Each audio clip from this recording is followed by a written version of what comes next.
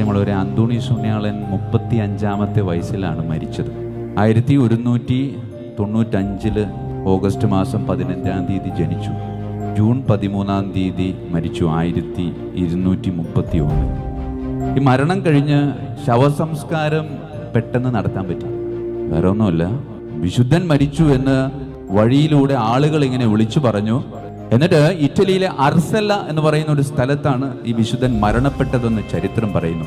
അവിടെ നിന്ന് പാതുവായിലേക്ക് കൊണ്ടുവരാൻ വേണ്ടി അധികം ദൂരമില്ല, പക്ഷെ ആളുകളൊന്ന് പോയിട്ട് വേണമല്ല ഈ മൃതശരീരം ഒന്ന് എടുക്കാൻ വേണ്ടിയിട്ട്. അങ്ങനെ 13-ാം തീയതി മരിച്ചിട്ട് ഈ ശരീരത്തിൽ അവിടെയുള്ളവർക്കൊന്ന് തൊടാൻ പറ്റിയത് 17-ാം തീയതി ആയപ്പോഴാണ്.